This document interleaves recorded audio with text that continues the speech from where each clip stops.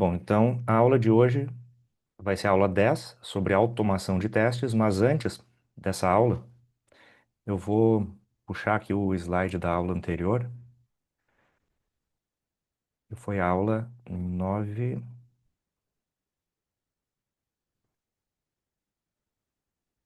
em que nós falamos sobre a criação de um plano de testes básico, né? E nós vamos revisar então essa atividade prática que eu sugeri, com base no plano de testes compartilhado aí pelo Renato. Deixa eu abrir ele aqui. Se quiser, eu compartilho meu link aqui também. Ah, pode ser também. Vamos ver como é que vai ser a dinâmica aí, quanto tempo a gente vai utilizar, né? Quanto tempo a gente vai destinar aí para revisão dessa atividade, para não comprometer também o restante do conteúdo, mas seria ótimo ter aí pelo menos dois, né? E depois eu vou mostrar também o meu, né? Na verdade, estava na área de membros já o link do meu plano de testes já preenchido. Não sei se alguém chegou a ver ele, mas eu atualizei e coloquei lá agora o plano de testes, o template sem o preenchimento. Bom, então esse aqui, deixa eu só confirmar. Tá, vou deixar essa sessão aqui aberta mesmo. Tá visível aí para vocês? Hoje eu não estou acessando aqui pelo outro Sim, laptop, então eu não estou vendo. Ah, mas eu posso visualizar aqui minha tela. Beleza. Tá. Outra coisa que eu não aprendi a fazer ainda no Zoom é desativar essa. Até vou mostrar para vocês aí, de repente, algum de vocês sabe. Eu seleciono uma tela e seleciono aqui o tipo de layout que eu quero, né? Então eu posso ou visualizar só a tela que eu estou compartilhando, ou a tela que eu estou compartilhando com a minha câmera na frente. Só que ele deixa o meu background, né? Meu plano de fundo transparente. E não tem nenhuma opção que deixe o meu plano de fundo visível. E tentei uma série de alternativas e que nenhuma funcionou. Porque eu acho muito estranho quando fica assim, né? Com e assim é a forma como eu estou visualizando agora. É isso? É. Então, parece que corta minha orelha. Às vezes ele mostra alguma coisa do plano de fundo. Então, eu acho que fica muito zoado assim. Mas vamos seguir assim mesmo. As aulas anteriores funcionaram assim, então vai assim mesmo. Bom, esse aqui então é o plano de testes criado pelo Renato. Tu gostaria de dar uma, uma explicação aí, ou de repente apresentar aí pra gente o que tu tentou abordar aqui. A gente já viu, né, o documento que foi compartilhado lá no grupo. Para quem não viu ainda, o que o Renato está abordando aqui é uma aplicação um pouco diferente do que eu cheguei a sugerir, né? Então, deixa eu... Só um momento, deixa eu ver se eu não estou fazendo confusão entre os documentos. Ah, não, eu estou fazendo confusão, sim. Tá. O documento ao qual eu estou me referindo agora, que eu mencionei que é uma funcionalidade diferente, foi a sugerida pelo Diego. O Diego enviou lá um arquivo docx, né? Lá no grupo. E o do Renato agora é este que eu estou compartilhando a tela aqui. O David também mandou no grupo agora, mais um. Então nós temos várias opções aí para explorar. Mas vamos começar com essa do Renato, então. O Renato, pelo que eu estou vendo eu aqui. mandei no privado também, o meu. Ah, sim, isso. O João mandou no privado também. Então temos aí quatro opções. Se nós formos rápido aí, a gente consegue abordar mais de uma, né? Eu achei interessante a funcionalidade que o Diego está cobrindo com o plano de testes dele, porque é um pouco diferente, é alteração de senha, né? Então não é login. Mas a tua, pelo que eu estou vendo aqui, Renato, então ela trata de login mesmo, né? Não é nada muito Isso, isso. diferente do exemplo que nós tínhamos cogitado na aula anterior, né? Tá, É, vamos ver aqui. o Pode, que eu pode falar. tentei só é usar o Swag Labs, né? Só para ter um ponto de partida real, assim, né? Para poder Uhum, facilitar um pouco mais a minha linha de pensamento mesmo. uhum. uma aplicação real. É melhor do que algo hipotético, né? Aqui, vai. Olha, ele vai cair. Tá certo esse link? Eu depois eu percebi, depois que eu lhe enviei, que Vai esse tentar primeiro quebrar. link estava quebrado. Lá no final que eu acabei botando onde está um ambiente de teste, é que está o link correto. Ah, tá. Deixa eu copiar ele então. Opa, Tá. Pode cair. ué,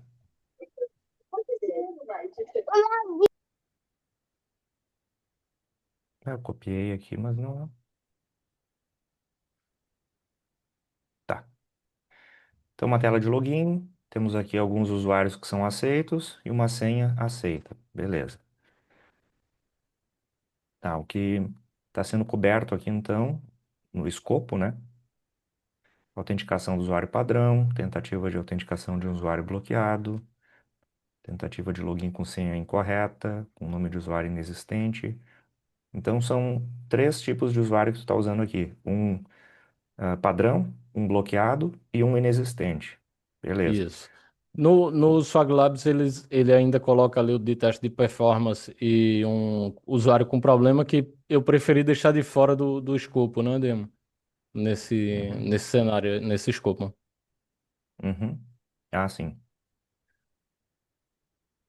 Três opções aqui de três tipos de usuário diferentes já dá uma boa ideia, né, de como a gente vai abordar esse requisito, né, que é o de nome de usuário, ou tipo de usuário, nesse caso aqui de bloqueado ou padrão, né. Nome de usuário inexistente, tá, inexistente. Senha, com relação à senha. Senha incorreta, usuário e senha vazios. Então já o campo de usuário já são quatro cenários diferentes. Mensagens de erro, tá. Para praticamente todas as funcionalidades anteriores, todas não, né? Isso, Mas isso. para aquelas que não funcionam, deve ter alguma mensagem de erro apresentada. Fora do escopo, então performance, o problem user, pós-login. Uhum. Então é só o login mesmo. Login Isso, e isso. fazer uma asserção se entrou na aplicação. Beleza. Cenários, quatro cenários aqui: login com sucesso, tentativa de login de usuário bloqueado, falha no login com dados inválidos e validação de campos obrigatórios. Beleza. Ah, sim, eu atualizei lá o template, né? Coloquei Isso. esse drop-down aqui, acho que fica mais elegante, né? Mais adequado. Tá. Até vou aproveitar para explicar isso aqui, ó. Quando eu coloco aqui rascunho e pronto, isso aqui é um comportamento, não vou dizer comportamento, é uma funcionalidade, né? Uma característica que a grande maioria dos softwares de gestão de testes vão ter. Por quê? O plano de testes ele serve, ele é um documento. Ele geralmente vai ser um documento estático. Nós vamos desenvolver ele, a não ser que ele precise de alguma atualização, algo foi incluído no escopo, ou algo foi removido do escopo, mudou alguma ferramenta ou alguma coisa assim, nós vamos atualizar. Mas depois que o plano é definido e nós iniciamos as atividades, então, que vão estar listadas aqui no cronograma, né? Geralmente esse documento ele não vai ser mais utilizado, ele serve como uma documentação para guiar, né, quem tiver que trabalhar nas atividades de teste. E aí nós vamos executar essas atividades em outras ferramentas, né? Só que como nós não vimos essas outras ferramentas ainda, uma coisa que eu expliquei na aula anterior é que eu já estou sugerindo aqui que nós utilizemos esse plano de testes também como um relatório, né, para apresentar aqui o resultado, né? Até chamaria o status de resultado, talvez, e colocar as evidências. Por quê? Porque nós ainda não vimos uma ferramenta de gestão de testes e uma ferramenta de bug tracking. Mas eu diria assim, o mais tradicional é que se utilize o plano de teste só como um documento e isso aqui, ó, descrever um caso de teste e o caso de testes ter status diferentes, até diria status barra resultado aqui, seria o mais correto. Por quê? Isso aqui é status, né? Tá em rascunho ou tá pronto. Significa o quê? Eu pensei num cenário de testes, E para esse cenário de testes eu comecei a criar alguns casos de teste, né? Então, esse exemplo aqui, ó, esses dois casos de teste, são dois casos para o cenário 3. Então a gente começou a pensar nele, começou a escrever ele, começou a descrever o passo a passo desse caso de testes, só que ele ainda não está pronto, né? Ou de repente ele vai ser revisado por um colega ou alguma coisa nesse sentido. Então a gente deixa ele como um rascunho. Quando ele estiver pronto, a gente coloca ele como pronto. Se futuramente essa funcionalidade mudar a ponto de não ser mais necessário utilizar esse caso de testes, ou seja, esse caso de testes não se aplica mais, daí a gente vai lá e muda para obsoleto, né? Obsoleto, descontinuado, cancelado, alguma coisa nesse sentido. Deixa eu abrir a porta da sacada aqui para minha cachorrinha. Pronto. Então, eu já estou concentrando aqui nesse documento mais essa funcionalidade, né, ou essa facilidade que seria dentro do mesmo plano de testes a gente já especificar os casos de teste, ou criar talvez as suítes de teste aqui também, caso a gente quisesse criar suítes de teste, a gente precisaria ter talvez uma outra coluna aqui, né, para ter um pouco mais de controle, para agrupar os casos de teste. E depois de executar esses casos de teste, a gente já registra os resultados aqui.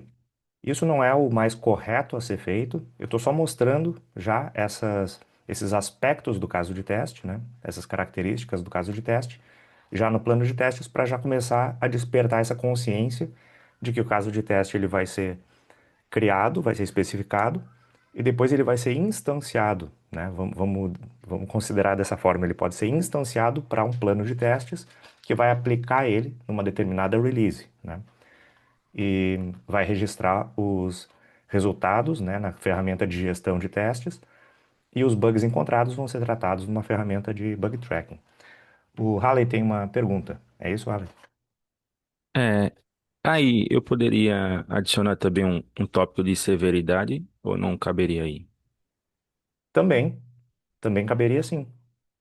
Inclusive, eu estou tratando severidade aqui, ó. Não, não está aqui. Então, deixa eu tentar lembrar onde foi que eu mencionei severidade. Eu mencionei na aula anterior, mas eu acho que eu não coloquei no documento.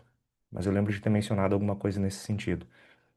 Mas sim, nós podemos, quando a gente fala sobre suítes de teste, né? Vamos imaginar que a gente criou um repositório de testes lá no. Vamos pegar uma ferramenta antiga, um Test Link, por exemplo.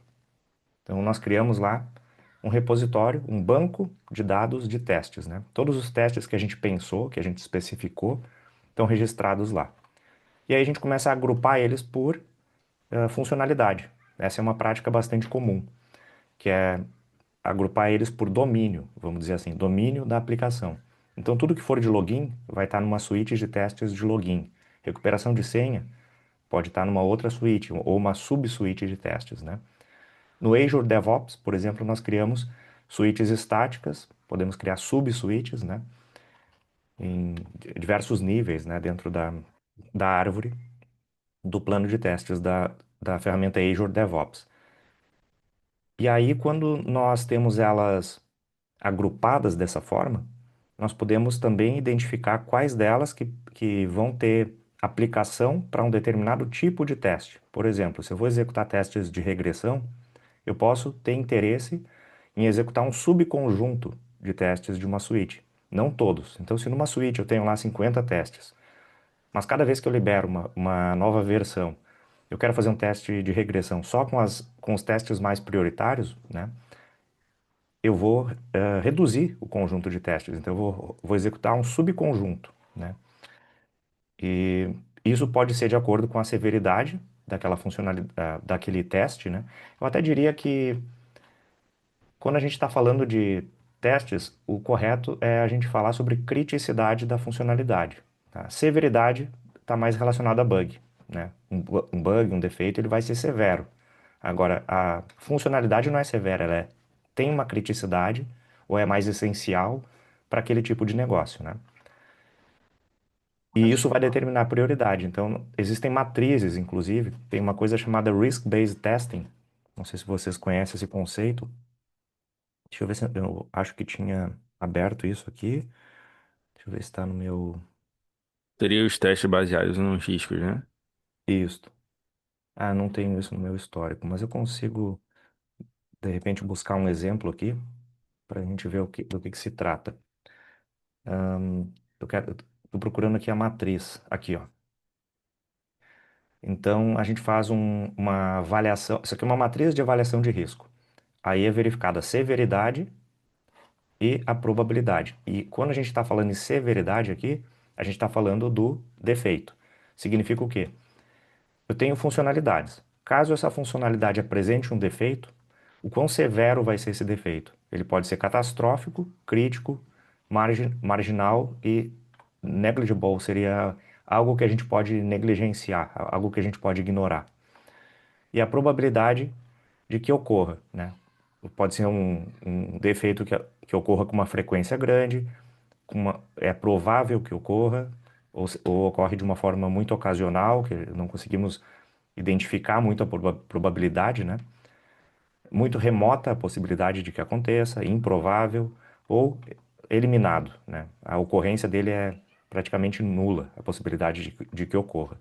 Daí a gente classifica aqui, nessa avaliação de risco dessa matriz, nós podemos fazer essa matriz para diferentes funcionalidades. E aí, para cada funcionalidade, ou melhor, a matriz é uma só, certo? Só que cada funcionalidade nós enquadramos em um desses quadrados aqui, né? Em uma dessas células aqui dessa tabela. Então nós podemos dizer assim, a determinada funcionalidade existe a possibilidade de que ocorra determinado defeito, mas é muito remota a possibilidade de que ocorra, mas caso ocorra, ela é crítica. Então seria um D2. Então o risco é médio. Então, eu posso dizer no meu plano de testes, por exemplo, que nos testes de regressão para cada nova release, eu vou executar testes que tenham um risco alto ou sério, né? Então, esse caso aqui eu ignoraria. Eu não incluiria esse teste, o teste para aquele defeito, especificamente para aquela funcionalidade, nesse teste de regressão, nessa suíte de regressão. Então, sim, existem algumas ferramentas. Eu mencionei Azure DevOps, né? Em Azure DevOps nós criamos. Deixa eu ver se eu consigo. No outro laptop aqui, se eu tivesse conectado, eu conseguiria compartilhar a tela e mostrar um exemplo real lá do ABN AMRO Bank. Azure DevOps, Test Goals. Deixa eu ver se eu encontro uma imagem aqui. Quando nós criamos uma User Story, nós podemos criar outros itens de trabalho que são filhos daquela User Story. Podem ser tarefas e diferentes outros tipos, né, de itens de trabalho, e um deles é o objetivo de teste, que é o test goal. Estou tentando achar o formulário. Hum, não é esse aqui. Não, isso aqui são resultados de um plano de testes. A execução do plano de testes. Estou tentando achar o formulário de um test goal. Ah, talvez seja este. Não, esse é um test case. Está aqui em cima o tipo. Mas é um formulário parecido com esse. E aqui no lado nós temos um campo que ele menciona. Deixa eu lembrar qual é o nome da ferramenta do Ministry of Testing. Existe uma ferramenta do. Bom, primeiro, Test Sphere, tá aqui o nome da ferramenta. Eu tenho esse. Deixa eu até mostrar ele aqui ao vivo, que é mais fácil, né? Se eu encontrar ele. Bom, deveria estar aqui nesse armário, nessa estante aqui. Talvez na gaveta. Hum. Bom, não estou encontrando agora, mas eu vou mostrar para vocês aí. Eu tenho aqui é um baralho, né, com cartas que nós utilizamos para fazer Risk Storming Sessions. Tá aqui, Test Sphere. O Test Sphere, ele é isso aqui, ó. Ele é uma caixinha, né, com cartas. E essas cartas, elas têm aspectos de qualidade. Então, esse aqui, por exemplo, tem várias cores, né, várias categorias. No aspecto de qualidade de dados, nós podemos ter vários tipos de riscos associados. Ó, aqui estão todas as cartas aqui distribuídas, né? Ahn, eu queria ver uma carta específica aqui que eu pudesse dar um exemplo mais claro aqui. Mas vamos pegar esse exemplo aqui, deixa eu ver se eu consigo abrir essa imagem de uma forma melhor. O aspecto é funcional, né? A funcionalidade. Os dados entram, moves in, through and from your app. Então eles entram, atravessam e saem da aplicação. Eles podem ficar presos, perdidos. Scrambled seriam, eles foram alterados, porque scrambled data, no contexto de preparação de dados para teste, né? Test data set, né? Conjuntos de dados para teste, significa que são dados que tiveram registros dos bancos de dados que tiveram algumas informações alteradas, manipuladas para ocultar dados sensíveis, né? Ou duplicados. Então aqui ele descreve o input, o fluxo, o que é esse último aqui? A entrada de dados é usualmente incrivelmente importante e frequentemente igualmente frágil. É bem, a escrita dessas frases aqui é bem formal, né? Existem toneladas de lixo que nós podemos tentar inserir nos nossos sistemas, mas como eles lidam com isso? Então, o risco, a qualidade, nesse caso aqui, o aspecto de qualidade que está sendo comprometido, são riscos relacionados a dados que eu vou utilizar nos meus testes. E aí, com base nesse risco, eu posso determinar qual é a probabilidade de que ele aconteça, a severidade. E numa Risk Storming Session, são feitas essas análises e tomadas decisões com relação a como vai se tratar aquele aspecto, né? E aí, voltando aqui para essa matriz, e para responder especificamente a pergunta que foi feita, quando a gente falar sobre severidade, a gente vai estar falando sobre severidade de um defeito, de uma issue, de um problema acontecer, né? E junto com a probabilidade para identificar então qual é o risco. E aí agir de acordo, né? Por isso que é risk-based testing, né? A gente vai planejar os testes de acordo com os riscos, baseado em risco, né? Voltando aqui ao documento do Renato, deixa eu verificar. Todos os testes passaram então, Renato. Beleza. Não conseguiu identificar nenhum problema lá no Não, Swag não, não. Labs. Tá, deixa eu ver se nós temos aqui alguma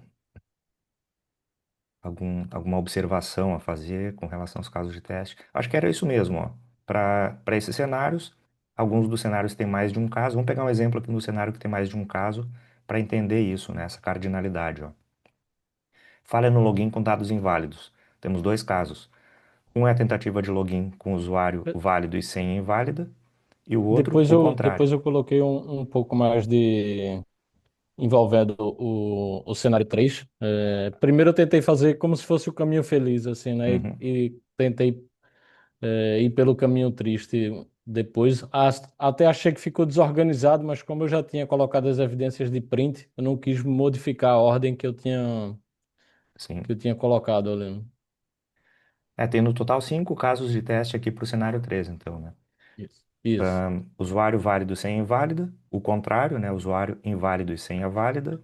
Depois, caracteres especiais, que aí deixa eu ver se eu posso fazer essa observação agora já, ou eu junto os outros aqui na mesma observação. Hum, tá, eu diria que o caso de teste 7 e 9 eles poderiam ser incluídos no mesmo. Porque se a gente está tratando aqui a falha no login com caracteres especiais no usuário, e aqui também a gente está incluindo espaço no usuário, se o requisito diz que o campo nome de usuário não aceita nada que não seja texto e alguns caracteres já previamente definidos como aceitos, como por exemplo nós temos aqui o underscore, né? Underline. De repente também vai aceitar hífen, né, o dash. Eventualmente aceita ponto também, né? Não sabemos quais caracteres são aceitos, mas vamos imaginar aqui que um conjunto de caracteres vão ser aceitos. Pelo que a gente está vendo aqui é só underscore, né? Underline.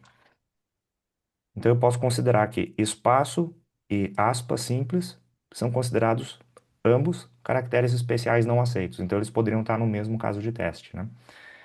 E eu não vou dizer que eles são duplicados, mas eventualmente a gente pode revisar, né, a tua suíte de testes e desconsiderar um deles e concentrar em um só, dizendo que esse um só, né, digamos que eu queira ficar só com esse aqui, ó, falha no login com caracteres especiais. Eu posso colocar nas instruções, nos passos do teste, né? Vamos pegar um exemplo de BDD utilizando Gherkin com, ah, acho que é com exemplo. Faz um tempo que eu não uso Gherkin. Ah, aqui é examples, exatamente. Então eu posso criar um cenário em Gherkin em que eu vou ter uma tabela de exemplos de dados que vão ser utilizados. Aqui, por exemplo, eu posso ter um data table, né? Então é o mesmo teste que vai ser executado mais de uma vez com diferentes valores. Então eu poderia usar uma abordagem parecida aqui. Eu poderia dizer que esse teste de falha no login com caracteres especiais, ele deve ser testado com uma lista de caracteres. Então testa primeiro com espaço, agora testa com vírgula, agora testa com aspa simples, né? E para todos esses dados de teste, ele tem que se comportar da mesma forma, ou seja, não permitir o login, né? Ou seja, falhar o login, como está dizendo aqui, né? Então, essa é só uma observação aí de como dar uma enxugada depois, né? A gente faz uma revisão e deixa ele um pouco mais reduzido, né? O conjunto de testes, que no fim das contas vão cobrir a mesma funcionalidade. Deixa eu pegar um outro exemplo aqui. Não, antes de passar para um outro exemplo, deixa eu avançar para as outras sessões rapidamente aqui. Realização de todos os casos de teste definidos. Uhum. Isso aqui já é uma das métricas também, eu acredito, né? Deixa eu ver as métricas aqui. 100% dos casos de testes executados. Beleza. Nenhum defeito de severidade crítica e ou alta. Nesse caso aqui, a gente não está classificando, né, os defeitos, mas caso nós tivéssemos aqui uma coluna para classificar a severidade dos defeitos, então a gente poderia fazer esse cálculo, né, dessa métrica. Mas aqui, 100%. Ah, tá. Como todos passaram, né? Caso não passasse um deles, aí tu teria que fazer essa análise, né? Se a severidade daquele defeito é crítica ou é alta, né? E aí contar aqui na tua métrica. Correção e verificação de eventuais bugs antes do final do ciclo de testes. E eu até diria o seguinte, esse critério de aceitação aqui, ele eu diria assim, é perfeito. Só que é um pouco tópico.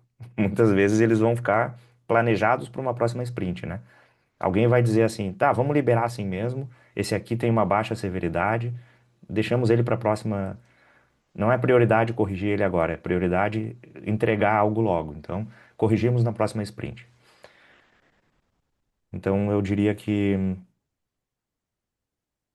Eu diria essa mesma frase aqui, correção e verificação de eventuais bugs, antes do final, de eventuais bugs crítico, com severidade crítica ou alta antes do final do ciclo de testes. Eu diria a mesma coisa, né? Que é a mesma coisa, na verdade, né? Nenhum defeito de severidade significa que se ele for encontrado, ele tem que ser corrigido. Taxa de aprovação dos casos de teste de 100%. Também eu vou considerar um pouco utópico, né? Vamos ser realistas. Vocês Uhum. percebam, assim, que em todo o meu discurso, desde quando eu comecei a criticar esses cursos e mentorias aí que vendem uma coisa muito utópica e tal.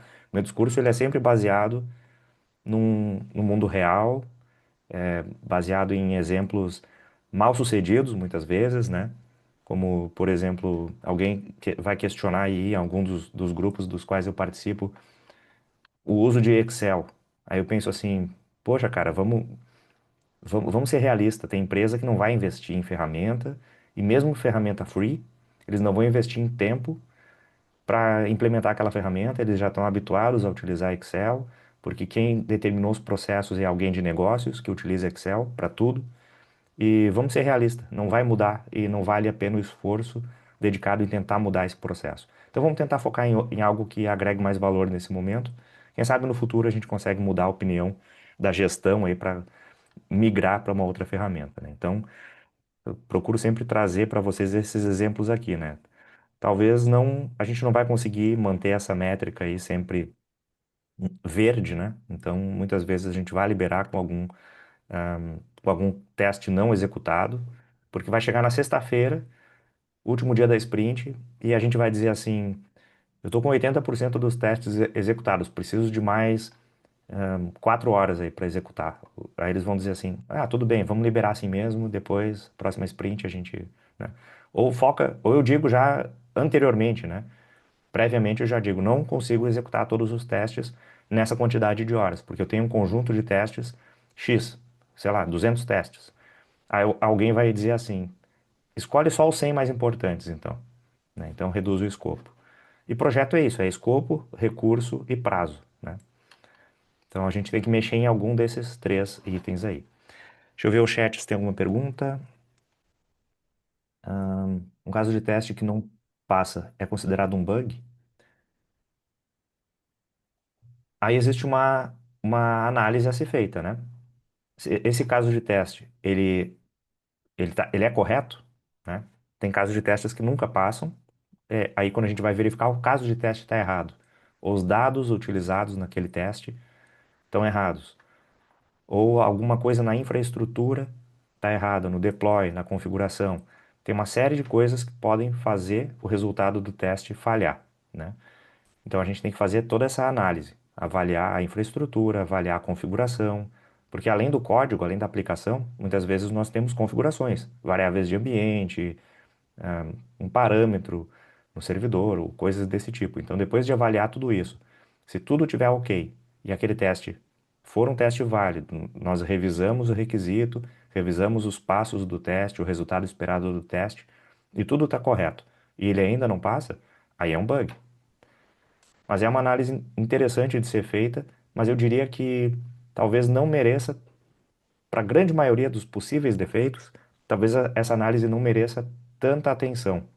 Porque o tempo gasto, muitas vezes, para analisar um possível defeito é muito maior do que o tempo que nós levaremos para executar outros testes. Então, vale mais a pena seguir a execução dos testes, registra aquele bug, ou conversa com alguém rapidamente e tenta entender se aquele bug faz sentido ou não, tenta delegar aquilo ali, terceirizar para alguém e continua testando.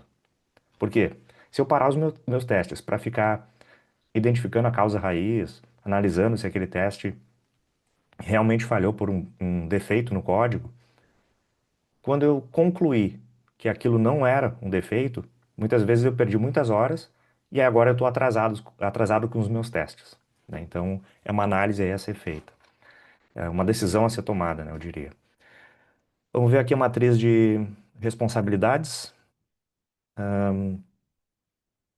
Então, o QA Sênior vai criar o plano de testes, o gerente de projetos vai aprovar, e para criar o plano de testes, ele vai precisar consultar o PO e o time de desenvolvimento. Perfeito. E a equipe de QA vai ser informada sobre o plano de testes. Quem vai executar vai ser um QA pleno, quem vai aprovar o QA sênior. Aqui a aprovação da execução dos testes eu diria que pode ser feita também por um PO, né? Existem diferentes situações aí. Deixa eu abrir o meu aqui, só para ver se eu estou na mesma página aqui. Por enquanto está igual ao meu.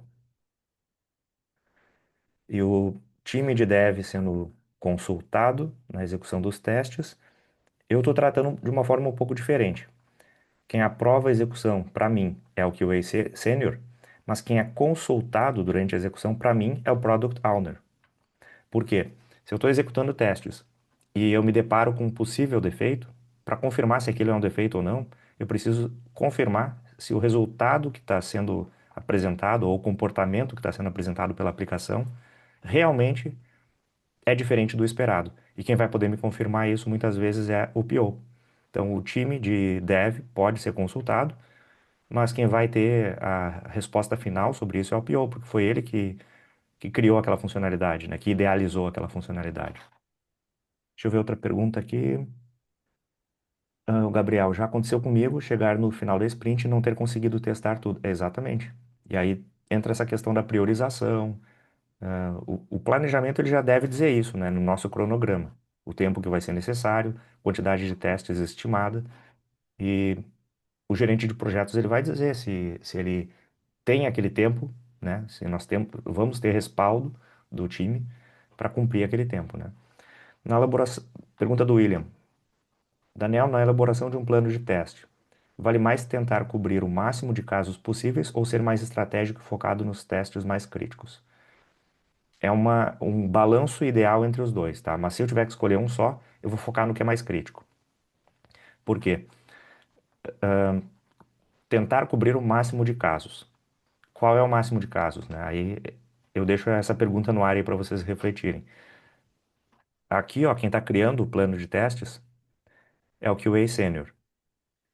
Talvez o QA Sênior ele consiga pensar em testes mais críticos, testes mais criativos, mais, vamos dizer assim, o teste certo para identificar. Ele já tem experiência naquela aplicação, ele vai saber exatamente qual é o teste que poderia pegar um bug. Mas se a gente deixar, talvez, o QA pleno, analisar a documentação, sem essa visão mais crítica, mais focada, talvez ele produza o dobro de casos de teste. Então, na criação do plano de testes, talvez o QA pleno, por não ter essa visão tão estratégica, tão focada, talvez ele produziria, ao invés de 100 casos de teste, ele produziria 200 casos de teste. E não quer dizer necessariamente que mais casos de teste, nesse caso, executados, né? Ou seja, uma cobertura, cobrir o máximo de casos de teste possíveis, como o William perguntou, não necessariamente quer dizer que isso vai agregar muito mais valor. E tem um momento que a gente tem que parar de testar, né? Existe o paradoxo do pesticida, se não me engano é o nome. A gente começa também a utilizar formas de minimizar os defeitos, de reduzir os defeitos, seja processo, seja metodologia de gestão de projetos. Tem diversas formas que nós podemos adotar para ir reduzindo a ocorrência de defeitos, mas vai chegar um momento que a gente não consegue reduzir mais, porque alguns defeitos eles vão estar, vamos dizer assim, imunes aos processos que nós criamos para tentar reduzir esses defeitos. Então, eu focaria mais em criticidade, o que é mais crítico. As, riscos e dependências. A aplicação do Swag Labs precisa estar online e acessível durante todo o período de testes. Então, aqui a gente poderia falar de infraestrutura, de ambiente, né? A dependência. Aplicação de demonstração pode ser alterada sem aviso prévio, invalidando alguns casos de testes. Aí é a estabilidade, né? Então aqui a gente falaria de ambiente, aqui a gente falaria da estabilidade da aplicação. Um outro risco, indisponibilidade e ou lentidão do site para causar, né, pode causar resultados falsos, negativos e impactar o cronograma. Aí eu exatamente, olha só, essa aqui é a resposta para a pergunta anterior do, deixa eu ver, do Caio, né? Se caso de teste que não passa é um bug. É exatamente isso aqui, ó. Falso negativo. Então, se a gente tiver muitos falsos negativos e ficar perdendo tempo com isso, e eventualmente é só uma questão de lentidão ou indisponibilidade, como está mencionado aqui pelo Renato. Isso pode causar uma impressão de que há um defeito, a gente perde tempo com isso e no fim das contas não era, né? E aí a gente atrasou demais, a execução dos testes impacta o cronograma. As métricas aqui a gente já mencionou, essa primeira, né? Taxa de sucesso dos testes também, nós mencionamos. E defeitos por severidade. Densidade de defeitos, essa é uma métrica interessante também. Nesse caso aqui não se aplica. Qual é a tua explicação para não aplicar a densidade de defeitos aqui, Renato? Como eu não tive nenhuma falha ali. Eu fiquei em dúvida exatamente. Eu tinha estudado sobre a parte de densidade de defeitos, mas não entendi muito bem na prática assim como ele seria aplicado, né? Uhum, Seria eu pegar, por exemplo, três falhas para o cenário 3, para o cenário 3 e dividir o total pela densidade, pelo número de defeitos. Eu fiquei meio inseguro com isso, assim, uhum. né? A densidade a gente pode considerar, tem diferentes formas de tratar a densidade, tá? A gente pode estar falando de densidade de defeitos por cenários de teste, por casos de teste, né? Ou densidade de defeitos, a gente pode estar tratando de número de user story points, por exemplo. Então, tem diversas formas de calcular densidade de defeitos, porque a densidade geralmente ela se refere à comparação entre dois aspectos. E isso é algo que pode ser convencionado para o que é mais importante para o time, né? Se eu estiver falando, se eu estiver focado só em qualidade, só em testes, é mais importante para mim entender qual é a densidade de defeitos por casos de teste. Por quê? Aí eu vou falar de novo daquele assunto que eu mencionei antes aqui a respeito de o QA pleno escrevendo mais casos de teste, tá? Imaginem que eu encontrei 10 defeitos. Beleza. Se eu executei 100 testes, a minha densidade é de 10%. Se eu executei 1.000 testes, a minha densidade é de 1%. Só que continuam sendo 10 defeitos. Então, se eu aumentar demais a quantidade de testes, eu tenho a impressão de que eu tenho menos defeitos, porque a densidade é menor, né? Só 1% de defeitos. Só que continuam sendo 10. E quando aquele defeito acontecer, ele vai causar um prejuízo igual, né? Então, não adianta eu diluir, né? Não adianta eu aumentar a quantidade de testes e diluir isso. Mas a densidade de defeitos, ela é uma métrica que ela vai permitir visualizar isso entre sprints, quando a quantidade de testes não aumentar ou não diminuir muito, não variar muito. Então, se eu não ficar variando, se eu não ficar diluindo, eu consigo comparar de uma sprint para outra quando a densidade está aumentando. Então, é uma métrica interessante de acompanhar. Se eu perceber que historicamente a minha média da densidade de defeitos é de 10%, e eu defino um threshold, né, que seria um limite, né? Eu defino um limite de 20% aceitável. E aí, numa determinada sprint, bateu 25%, primeiro, não é aceitável, né? Está acima do limite estabelecido. Segundo, se historicamente era sempre 10% dos casos de teste que falhavam e geravam defeito, por que que nessa sprint subiu para 25? Então eu vou tentar entender o que que aconteceu. Talvez naquela sprint o meu desenvolvedor sênior saiu de férias e tem um desenvolvedor júnior entrando no time. Então eu vou conseguir aceitar essa variação, porque eu vou entender que esse foi o motivo. Se não foi, se não foi isso que aconteceu, o que que pode ter acontecido? Ah, de repente a tecnologia que nós estávamos adotando lá estava bem dominado, o time entendia, sabia utilizar muito bem, e agora nós estamos utilizando uma outra biblioteca nova, ou migramos para uma nova tecnologia.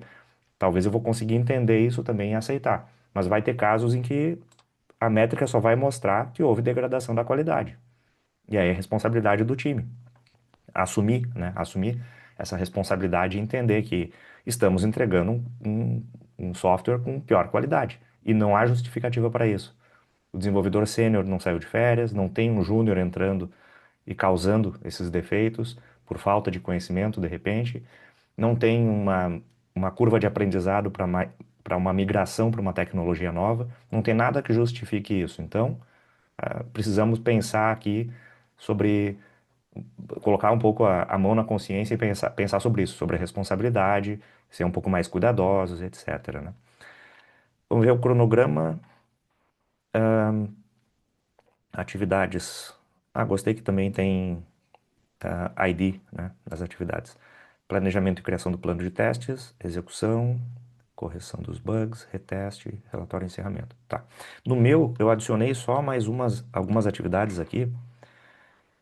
O meu tem 7 atividades, porque entre a criação, né, planejamento e criação do plano de testes, eu criei, entre o planejamento e criação e a execução, eu criei uma outra atividade aqui que é a aprovação do plano de testes. Então eu vou criar o plano de testes e alguém vai revisar e aprovar, né? E que é, é uma responsabilidade que já está prevista aqui, né? O, gerente de projetos vai aprovar o plano de testes, né? Por quê? Se eu disser para o gerente de projetos que eu preciso de 5 dias para testar, porque eu tenho 1.000 testes, ele vai dizer assim, não, não vai rolar. Vamos reduzir esse plano de testes aí. Então, é importante fazer essa calibração aí, né? Antes de se comprometer com prazo e vai chegar lá no final da sprint e vai estar atrasado, né? Execução dos casos de teste. Aqui a gente vai entender, então, que os desenvolvedores já estão entregando funcionalidades a partir do terceiro dia da sprint e a gente já consegue testar, né? No meu exemplo, a execução eu estou começando no quinto dia. E outra coisa, eu estou separando o plano de testes e a especificação. Deixa eu mostrar para vocês aqui o meu, como é que tá. Ó, eu estou criando o plano de testes. O plano de testes vai ser aprovado, porque no plano de testes eu só estou dizendo uma lista resumida, não estou detalhando, especificando passo a passo, criando dados de teste, não estou fazendo nada disso. É só aquela lista aqui, ó, dos casos de teste que estão com uma descrição bem resumida, né? Então eu não perdi tempo ainda produzindo esses testes, né? Especificando eles detalhadamente. Depois que ele for aprovado, aí eu vou especificar os casos de teste. E aí eu estou considerando aqui que no quinto dia os desenvolvedores vão começar a fazer deploy de algumas funcionalidades, algumas user stories. Eu vou começar a testar. E a partir do momento que eu comecei a testar, eu comecei a registrar bugs. Quando eu paro de testar, eu paro de registrar bugs. Por isso que eu coloquei em paralelo aqui a execução dos testes e o registro de bugs. A correção de bugs. Vamos entender que se no primeiro dia eu comecei a executar testes e já registrei um bug, eu vou considerar que talvez no próximo dia eu já tenha um bug corrigido. No mesmo dia, dificilmente, né? E aí, se foi corrigido no próximo dia, vamos imaginar que depende aí de um processo de uma pipeline de CI/CD rodar, fazer deploy num ambiente. Então, vamos considerar que a validação vai acontecer só um dia depois, né? Sempre dando um delay aí, considerando o pior cenário. Então, essa era a diferença do que eu imaginei aqui como um cenário mais pessimista ou realista, né? Aí depende se o copo tá meio cheio, meio vazio, né? Pô, o meu tá meio vazio já aqui. Bom, 1 hora de aula. Eu acho que a gente explorou bem esse plano de testes aqui, discutimos, tiramos várias dúvidas, né? Eu não sei se eu vou abordar um outro. Acho que esse aqui está bem detalhado, bem abrangente. Talvez, ao invés de abordar um outro, algum de vocês gostaria de mencionar algo que fez diferente. O Felipe está com a mão levantada aqui para fazer uma pergunta. Vai lá, Felipe.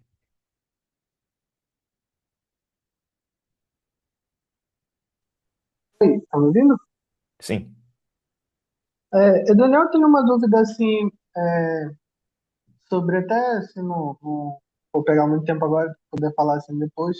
Numa empresa que eu acredito que, por exemplo, onde não tem nada assim, sobre teste, por exemplo, a galera meio que vai desenvolvendo lá, recebendo, mas de repente, contratou aqui uma empresa para iniciar os testes. Eu acredito que deve existir esse cenário, né? Também para organizar a parte de teste e tal. E como é que funciona assim esse plano assim na prática, por exemplo, de construir onde não tinha e já tem tipo código assim em andamento?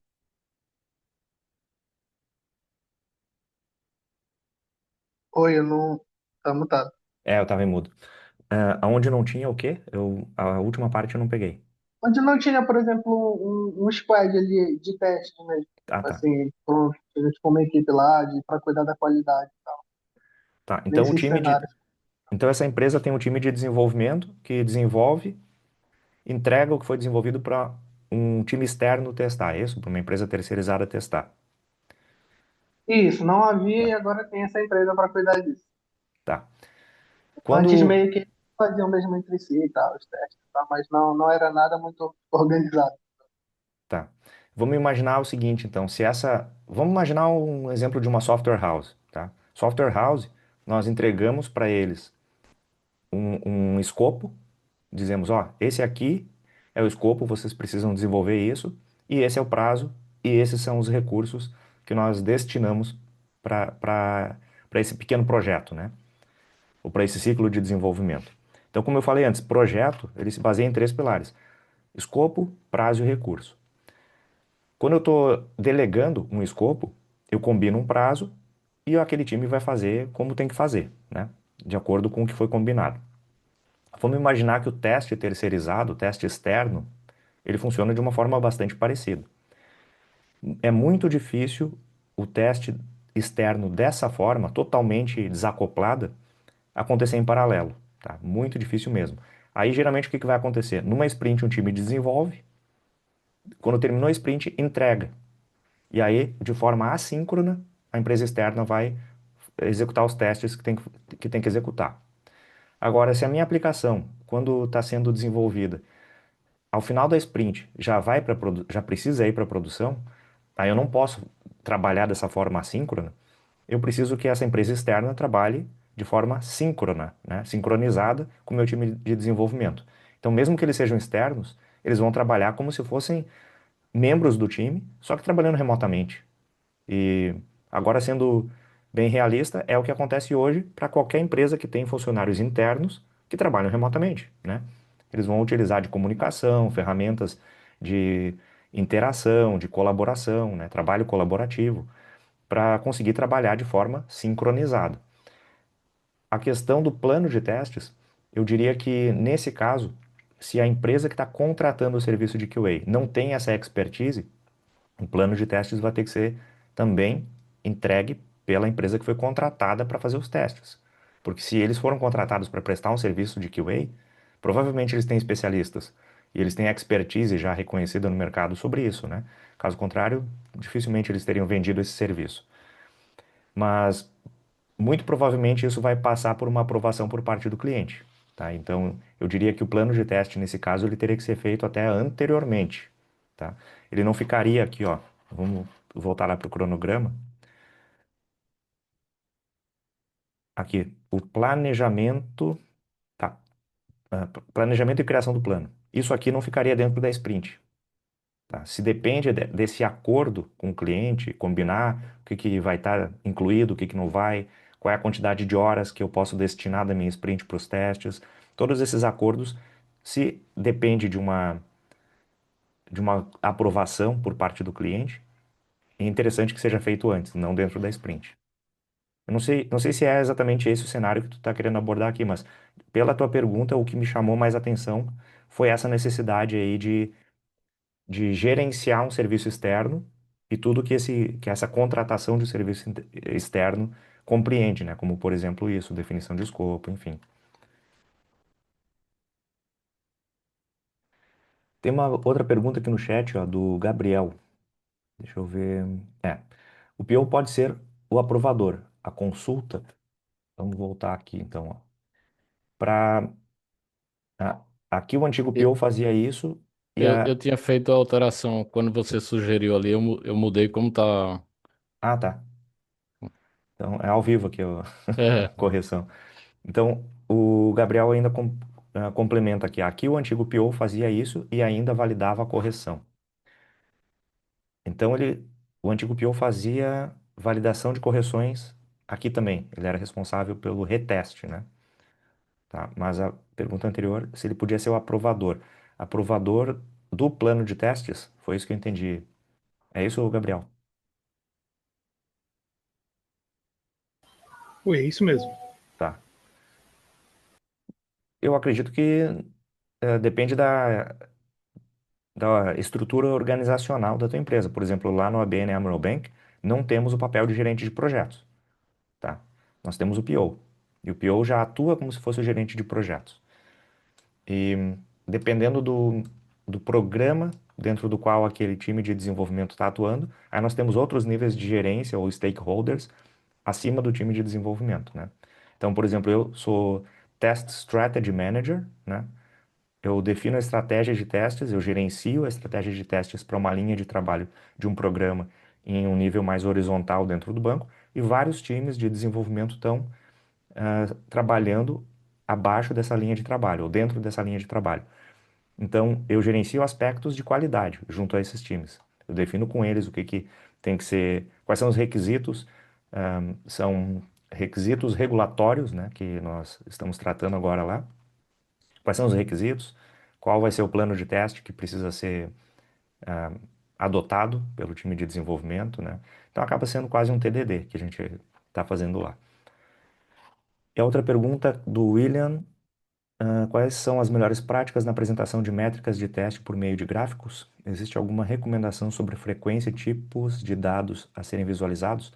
Frequência, eu diria que por ciclo ou por entrega, depende. Se o time trabalha com sprints e a cada sprint faz uma liberação, é interessante gerar métricas a cada sprint e fazer um comparativo, né? Fazer um histórico aí das métricas sprint após sprint. Mas tem times que trabalham com liberação, tem times que trabalham, dividem o trabalho por sprints, mas fazem uma grande liberação, talvez por quarter, né? A cada trimestre ou a cada determinada quantidade de sprints, né? Essa seria a frequência que eu recomendaria. Tipos de dados a serem visualizados. As métricas que foram definidas, né? Se nós temos esse conjunto de métricas aqui, como nesse plano de teste, são esses os dados que nós temos que produzir. E melhores práticas na apresentação por meio de gráficos. Tá, eu vou entender aqui então que é o formato, né? O formato de apresentação. E aí, como formato de apresentação, eu vou recomendar que depende da métrica. Tem métricas que são melhor visualizadas, né, em gráficos. Tem outras métricas que precisam de um texto para explicar aquilo. Eu prefiro produzir um relatório, tá? E sempre acrescentar explicação, sempre fazer a apresentação daquilo. Temos planilhas, temos documentos, temos uma série de coisas. Aí vai entrar um outro aspecto que é o público. Quem é o público? Quem é o stakeholder para o qual está sendo apresentado aquilo? Se ele é um membro do time, talvez ele não precise de tanta explicação, né? Só precise dos números, porque ele já está ciente, ele já tem acesso a esse dashboard, ele já acompanha. Se é um stakeholder externo, ele não tem, de repente, nem acesso às ferramentas que nós utilizamos. Então é melhor extrair alguns gráficos, alguns números, montar talvez um PowerPoint, né? Fazer uma apresentação. Isso pode ser na reunião de review, ou pode ser numa outra reunião só para apresentar isso, né? Então tem várias formas aí de abordar essa questão. Eu diria que o melhor é combinar, né? É consultar sempre. Eu costumo sempre tratar as relações como cliente e fornecedor, né? Sempre existe essa relação de cliente e fornecedor. Nesse caso, o fornecedor, se nós estamos produzindo as métricas, nós somos o fornecedor. Como é que funciona a relação de fornecedor com o cliente? O fornecedor vai perguntar para o cliente como é que ele quer. Tu quer bem passado, tu quer mal passado, tu quer ao ponto a tua carne, tu quer com molho de cogumelos ou com um barbecue, né? Então, tem que perguntar para ele como é que ele quer e entregar o que ele quer. É isso que vai construir a satisfação do cliente. E quando a gente está falando aí essa semana teve bastante conversas em torno disso, né? O mercado questionando a real necessidade ou o real valor da profissão, né, da carreira do QA dentro de uma empresa de TI.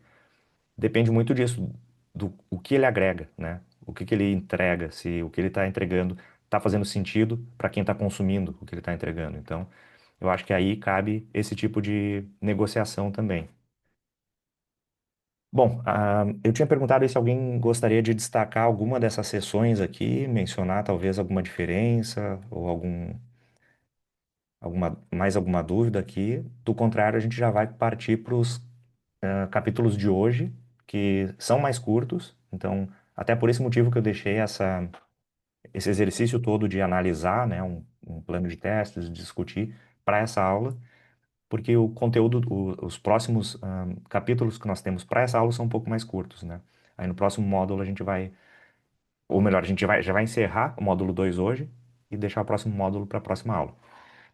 Bom, se não temos mais perguntas, eu vou avançar aqui para o capítulo 10.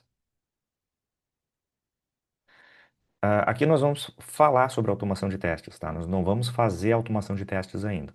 Vamos começar a falar sobre ela. Por quê? Se a gente observar o cronograma, eu primeiro estou tratando em nível conceitual muitas coisas. Então, Aqui nós vamos falar sobre automação de testes em nível conceitual, entender a importância, entender boas práticas, enfim. Sobre plano de testes, por exemplo. Não vimos ferramenta ainda, né? Tratamos em nível conceitual também, para que nós tenhamos essa compreensão do ciclo, né? Todo o ciclo de trabalho de um QA. Depois nós vamos pegar cada uma dessas caixinhas, nós vamos abrir e vamos ver o que que tem lá de ferramentas e começar a praticar um pouco mais com elas, tá? Avançando aqui sobre a automação de testes. Ah, eu deveria ter adicionado aqui. Deixa eu ver se. É, eu não adicionei. Eu deveria ter adicionado aqui uma animação para que ele mostrasse item por item, porque eu não queria dar o spoiler da automatização. Eu queria perguntar para vocês qual é o entendimento que vocês têm, né, sobre a automação de testes, para diferenciar de automatização. Porque eu tenho observado muito conteúdo aí na internet, principalmente não, eu só vejo isso em conteúdo produzido principalmente por brasileiros, né, mas por quem fala português. Que alguns utilizam o termo automação, outros utilizam o termo automatização, mas quando se fala sobre esses conceitos em inglês, só se fala sobre test automation. Não se fala sobre.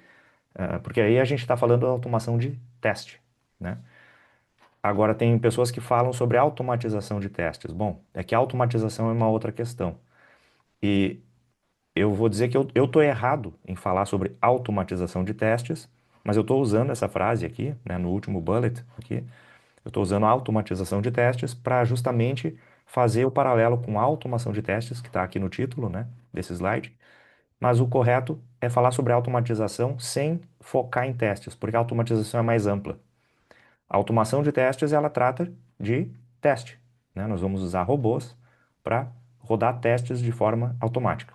Agora, a automatização, ela é mais abrangente, ó, um conceito mais abrangente que envolve tornar o processo de testes mais eficiente, mas eu diria que mais do que processo de testes. Por exemplo, colocar os testes para rodar numa pipeline de CI/CD. Os testes são automáticos, né? Então eu utilizei a automação de testes. Só que a pipeline de CI/CD, ela faz outras coisas de forma automática também. Roda testes unitários. Bom, estou falando de testes de novo, mas faz deploy de forma automática, né? Tem uma série de processos que estão sendo automatizados, né? Esse que é esse é o problema da tradução, né? Porque, ó, eu estou falando agora automatizados, aí parece que eu estou falando de automatização, mas eu vou tentar reformular essa frase. Tem uma série de processos que estão sendo transformados em automáticos. Pronto. Aí eu não utilizei a expressão estão sendo automatizados. Por quê? Cada processo que eu programo para que ele aconteça de forma automática, eu estou fazendo a automação de um processo. Agora, a automatização é quando eu estou me afastando desse processo e agora ele está rodando totalmente de forma automática, não depende dos meus inputs ou da minha manipulação, não depende que eu aperte um botão. Ele é muito mais abrangente, é um conceito mais abrangente, né?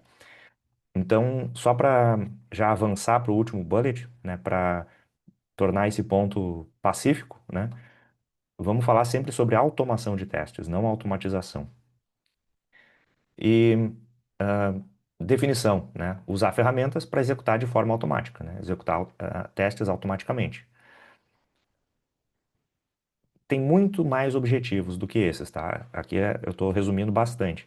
Reduzir o esforço manual e aumentar a precisão e eficiência. Quando a gente fala sobre reduzir esforço manual, a gente pode se aprofundar um pouco mais nesse objetivo. A gente pode dizer que se a gente está reduzindo o esforço manual, aí uma pergunta agora, né? Não sei se essa pergunta vai ser retórica, mas se alguém quiser responder. Ah, reduzir o esforço manual. Então, se antes eu testava 8 horas por dia, agora eu não vou precisar testar 8 horas por dia. Significa que eu vou ter horas para descansar ou para ficar parado, sem fazer nada? O que que vocês acham sobre isso?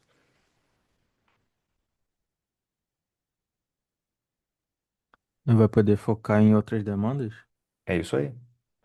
É isso aí. Então, eu vou reduzir esforço dispendido em testes manuais. E aí eu vou poder dedicar esse esforço em outras atividades. Ou eu posso ainda dizer o seguinte: eu vou reduzir o esforço dedicado à execução de testes manuais para aqueles casos de teste que eu automatizei. Eu posso eventualmente continuar testando manualmente 8 horas por dia, tá? Obviamente não, né? Vamos ser realistas. Eu não vou ficar testando 8 horas por dia porque aqueles testes que estão sendo automatizados, eles precisam de um tempo dedicado para isso e também depois para dar manutenção, atualizar eles, enfim.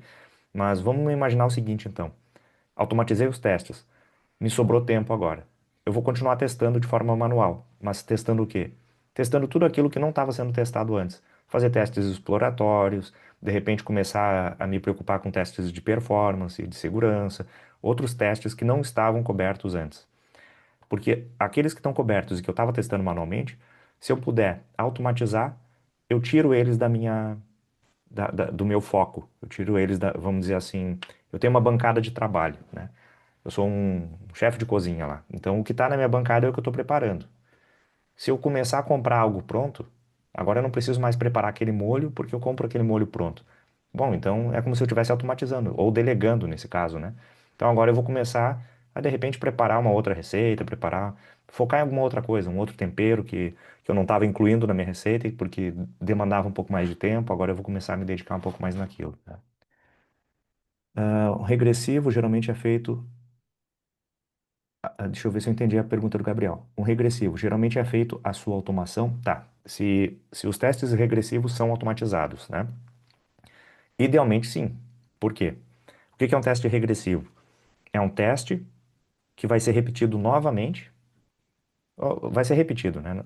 Repetido novamente é pleonasmo. É um teste que vai ser repetido. É um teste que já foi executado antes, já validou uma funcionalidade, ela já passou e ela já foi entregue. Só que esse teste vai ser repetido. Então a gente já vai entrar no próximo slide, num dos próximos slides, a gente vai falar sobre. Deixa eu até ver se eu estou com o controle dos meus slides aqui abertos. Hum, não, não é o próximo ainda.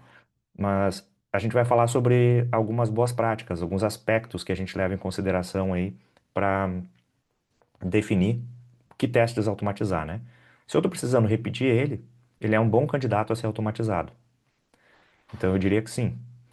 Porque esse teste ele já serviu o propósito dele de validar uma funcionalidade, e cada vez que eu precisar executar ele de novo, eu não estou agregando mais valor, eu estou reduzindo a perda de valor. Na verdade, é isso que eu estou fazendo, né? Reduzindo o prejuízo. Mas eu não estou agregando valor porque eu não estou testando uma funcionalidade nova, né? E um exemplo, então, testar um site manualmente versus usar uma ferramenta como Selenium para validar automaticamente todas as páginas. Aí a gente vai pensar aí, de repente, sobre um site de e-commerce que tem diversas categorias, diversos. E aí tem checkout, tem login, tem o perfil do usuário, tem a página para controlar, de repente, status de fazer tracking, né, do shipment, da entrega, da remessa, né, da minha compra. Então, são uma série de sessões, uma série de páginas, uma série de recursos que eu tenho que testar e, eventualmente, se torna inviável que isso tudo seja feito de forma manual, porque levaria dias, né? E aí, se a gente automatiza esses testes, põe para rodar ali em poucos minutos, em poucas horas, roda muitos desses testes, né? Não todos, mas muitos. E aí, só para finalizar aqui, essa questão aqui que eu estou mencionando sobre, de novo, sobre automatização, né? Não se trata só de escrever código, né, criar script, envolve processo, melhoria de processos também, né? Então, quando nós fazemos ah, uma POC, uma prova de conceito. O meu objetivo ali é validar se a ferramenta atende minha necessidade. Depois que ela foi aprovada e foi adotada, né, foi implementada como ferramenta de automação, aí eu vou começar a pensar no processo, né? Quem é que vai selecionar os testes que vão ser automatizados? Qual vai ser o processo de revisão, né, desse código? Quem vai revisar? Se ele vai entrar no mesmo pacote do meu produto? Se ele vai ficar num repositório diferente? Se vai entrar na pipeline? Se não vai? Eu começo a pensar em processo, né?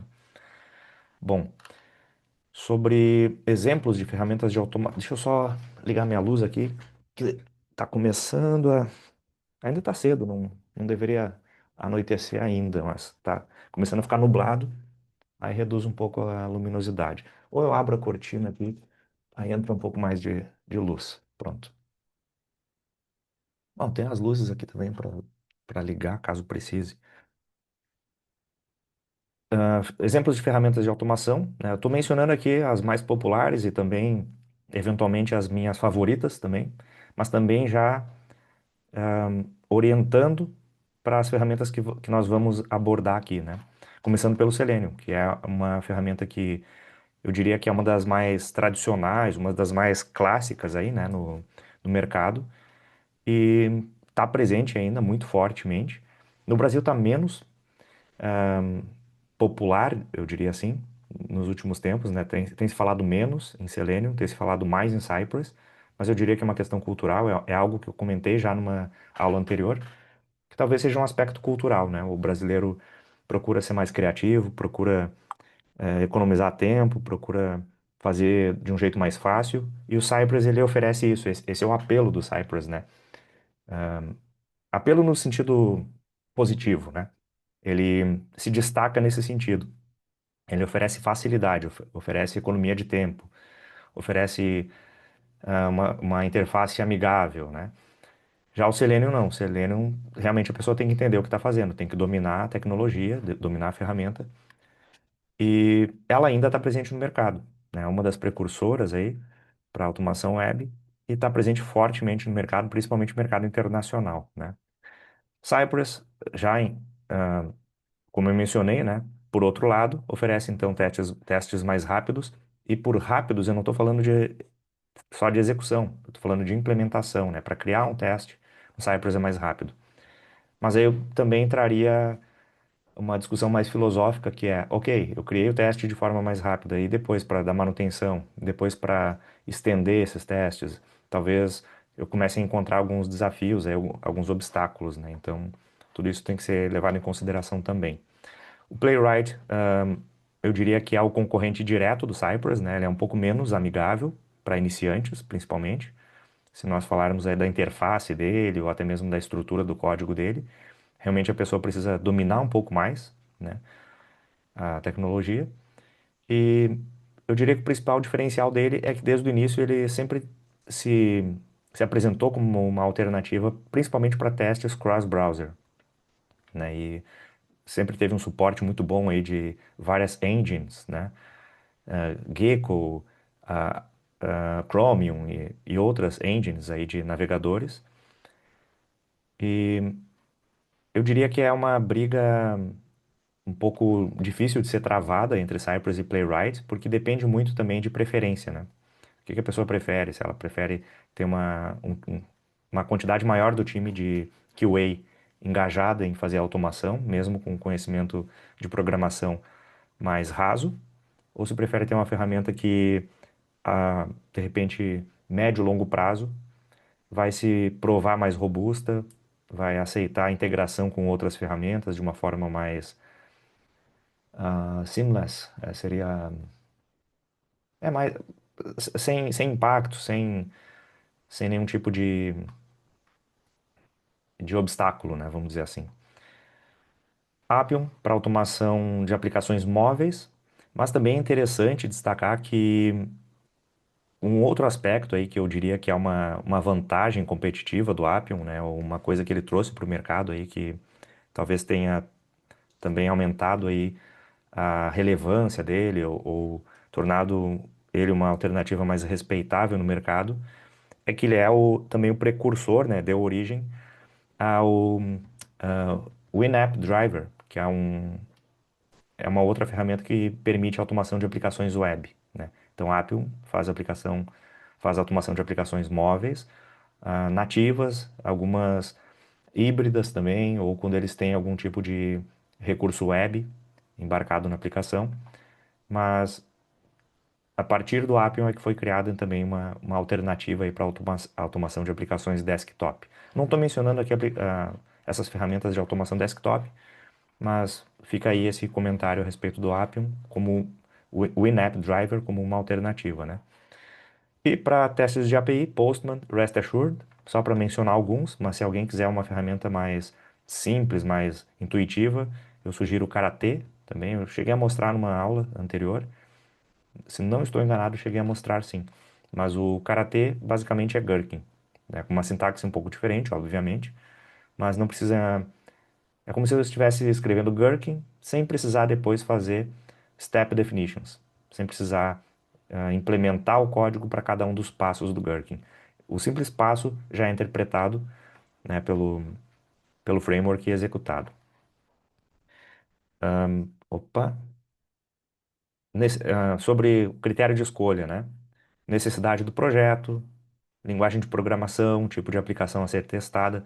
A questão do tipo de aplicação, o exemplo que eu mencionei aqui entre Appium e para uma aplicação móvel e o in-app driver para uma aplicação desktop. No caso de necessidade do projeto, falei aí do Cypress e Playwright, né? Se eu tenho um projeto que precisa de um onboarding rápido, né? Precisa de uma implementação rápida, uma adoção rápida, com uma curva de aprendizado mais suave, mais curta, talvez eu opte pelo Cypress. Se eu tenho um projeto aí que é mais robusto, tem um escopo muito mais amplo, com muito mais funcionalidades e precise também cobrir mais navegadores, etc. Talvez eu opte pelo Playwright. Embora o Cypress agora, nas últimas versões dele, tenha também fornecido suporte para mais navegadores, né? Talvez esse não seja um critério tão decisivo. Mas a linguagem de programação, por exemplo, sim.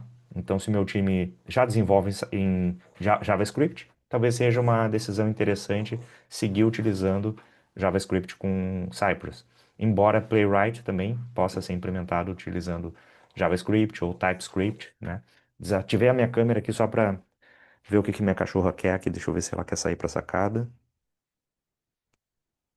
Não, não quer. Acho que ela quer um petisco. Deixa eu... Bom, eu acho que já passou da hora, na verdade, né? A gente deveria fazer um intervalo aí para recarregar as garrafinhas de água aí, tomar um café. E eu acho que é isso que a minha cachorra tá me lembrando aqui agora. Bom, eu tô de volta aqui para habilitar a câmera enquanto eu dou um petisco para ela aqui, para ela parar de encher o saco e a gente continuar mais um pouco. Vocês querem fazer um intervalo agora? Como é que vocês estão aí? Ou querem, de repente, encerrar esse capítulo antes? Acho que eu vou encerrar esse capítulo, né? Só para não ficar com o assunto pela metade. Ahn, não, isso aqui eu já tratei. Próximo, algumas vantagens e desafios, né, da automação de testes. Aqui é algo que eu comentei antes, né? Esse é um dos slides a respeito dos quais eu estava me referindo. Alguém mandou um joinha ali, o Gabriel. Ah, tá. Quando e como a automação faz sentido, né? Os testes podem ser executados rapidamente e repetidamente. Então, se alguns testes levam muito tempo para serem executados, pode ser o momento de considerar a automação. Essa é uma vantagem que ela traz. Se eu preciso repetir muitas vezes o teste, também. Erros humanos. Se eu tenho um teste que cada pessoa executa de um jeito, né? Então, eu não tenho uma consistência nos resultados porque diferentes membros do meu time executam de diferentes formas o mesmo teste. Então, o problema, o resultado do teste que falha, o problema não é a aplicação, é o teste que foi executado de forma errada, né? Então, reduz erros humanos, garantindo a consistência. Cobertura. Eu dei o exemplo do Gherkin utilizando examples, né? Aí nesse aumento de cobertura, o exemplo que eu estou dando aqui, ó, possibilita testar múltiplos cenários simultaneamente. Eu nem diria que o grande, que o X da questão aqui, ou o aspecto que merece destaque aqui, é a palavra simultaneamente, tá? Embora sim, né, a execução simultânea, em paralelo de diversas suítes de teste num projeto de automação de testes, seja uma característica bastante importante, mas eu diria que o grande diferencial aqui é a questão de múltiplos cenários de teste. Então, o exemplo que eu dei lá do teste que era de login com caracteres especiais, né? Eventualmente eu vou ter uma lista de 20 caracteres especiais que eu quero testar.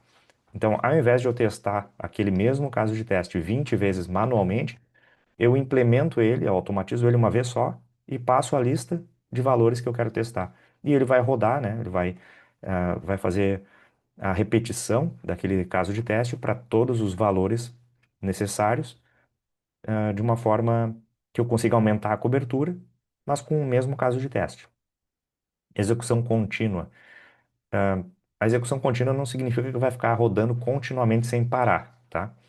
A execução contínua significa que durante o processo de desenvolvimento, quando a gente fala de melhoria contínua, é a respeito disso que a gente está tratando aqui, né? Com a execução contínua dos testes. Por quê? Se eu tenho um teste automatizado, o desenvolvedor, vamos pensar no fluxo de desenvolvimento, tá? No processo, né? No ciclo de vida de desenvolvimento de testes. O desenvolvedor, ele vai começar numa sprint nova, o desenvolvimento de uma user story nova, uma funcionalidade nova, ou alterar uma funcionalidade existente. Ele tem lá um código, né, no repositório, e ele vai criar uma branch, né? Depois a gente pode discutir um pouco mais versionamento de código mais adiante, mas uma branch é uma ramificação. Então ele cria uma ramificação daquele repositório, daquela branch principal do repositório.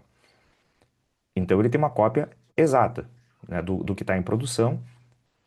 E essa versão que ele tem inicial na branch dele, que é a mesma que está em produção, para essa versão os testes passam, beleza. Ele vai começar a desenvolver algo na máquina dele. Ele ainda não escreveu os testes unitários, tá? Mas ele já escreveu uma nova função, um novo método, uma nova classe, já começou o desenvolvimento da nova funcionalidade lá na máquina dele, né? A máquina dele é onde tudo funciona, né? E aí ele quer confirmar se ele não estragou nada, se ele não mexeu em nada que vai começar a quebrar. Ele pega aqueles testes que nós desenvolvemos, né, que nós implementamos de forma automatizada, e ele pode rodar isso na máquina dele. Eventualmente isso vai estar rodando em um container. Ah, só um instante que a minha cachorra ficou maluca aqui. Pronto. Bom, ela já ganhou bastante petisco, agora ela tem que parar. Pronto. Então ele pode rodar na máquina dele esse conjunto de testes automatizados e caso ele tenha feito algo errado, que vai fazer uma funcionalidade parar de funcionar ou gerar um comportamento inesperado, né, vai fazer um teste falhar, ele já pode identificar isso ali no ambiente dele mesmo e já corrigir isso antes mesmo de criar testes unitários para nova funcionalidade, antes mesmo de rodar um analisador estático de códigos ou de fazer um code review com um colega, né? Então essa é a execução contínua. Desde o primeiro momento ele já vai conseguir executar esses testes. Ele não precisa passar essa user story para uma outra etapa do fluxo de desenvolvimento em que um testador ou né, um profissional de QA do time vai executar esses testes. Então, continuamente aquele teste automatizado já vai estar disponível para alguém rodar. Essa é a vantagem. E aí, eu estou chamando aqui de desafios, né? Eu não quero chamar de desvantagens, porque quando a gente entende vantagens e desvantagens, parece que a gente está colocando numa balança algo tido como positivo e algo tido como negativo e imutável, né? Eu estou chamando aqui de desafios porque eventualmente, uma desvantagem pode ser tratada, né? Nós podemos combater aquela desvantagem ou abordar ela de uma forma diferente e fica aí o desafio. Por exemplo, investimento inicial. Exige tempo e recursos para a implementação. Então, ao invés de tratar isso como uma desvantagem, fica o desafio, que é o quê? Se a empresa não quer pagar uma licença, não quer investir recursos, né, para implementar uma ferramenta, quem sabe vocês procurem então uma ferramenta gratuita, né, ou com custo menor. Façam um benchmarking, façam uma pesquisa de mercado, façam provas de conceito, né? Exige tempo e recursos. Eventualmente vocês podem reunir colegas que estão interessados em estudar aquela tecnologia fora do horário de trabalho, porque afinal de contas eles vão estar agregando para a própria carreira, né, aquele conhecimento. E depois de estudar isso, eventualmente vocês vão conseguir entregar algo, talvez com uma dedicação, um investimento de tempo menor, né? Então, é um desafio aí a ser tratado. O João Lucas tem uma pergunta, vai lá, João. Sobre essa parte que você falou do deve executar o script, ele consulta o QA para fazer isso na execução? Então, se esses testes já foram automatizados pelo profissional de QA e já estão disponíveis num repositório, ele pode baixar esse repositório na máquina dele e rodar na máquina dele. Se a solução de automação de testes foi também desenvolvida para execução local. Agora, se eu criei um projeto de automação de testes que só vai rodar num ambiente específico, num emulador de, exemplo, uma aplicação mobile, ele só vai rodar naquela farm de dispositivos mobile ou de emuladores, ou só vai rodar num determinado servidor onde eu tenho containers ou coisas desse tipo, aí vai ficar um pouco mais difícil, mas ainda assim, eu diria que se o desenvolvedor realmente tiver interesse em rodar os testes dele, antes de submeter aquelas alterações dele para um code review, a aprovação de uma pull request, enfim, né, seguir o fluxo, ele pode tentar revisar aquele código dele através da execução desses testes automatizados. Bom, tem a mão do João Lucas tá erguida ainda, não sei se É existe. o que eu estava imaginando é se existiria uma possibilidade de algum erro humano de parte do dev na execução do script. Por isso que eu fiquei com essa dúvida se ele consulta o QA para fazer isso. Se ele depender apenas de disparar a execução, não, né? Não vejo motivo para falha do teste. Se o teste falhar, aí é aquilo que eu mencionei antes, né? Se diferentes pessoas executam testes manuais e cada um tem um resultado diferente, existe um motivo aí, talvez uma vantagem que vai ser obtida através da automação, né? Que é tornar eles mais confiáveis, né? Mais consistentes os resultados. Se eu automatizei e mesmo assim eu tenho esse problema, talvez seja um momento para revisar a estratégia de automação, a solução adotada, né? Porque não deveria mais ter esse problema, né? O desenvolvedor ele deveria apenas executar os testes que não dependeriam de quem está executando, né?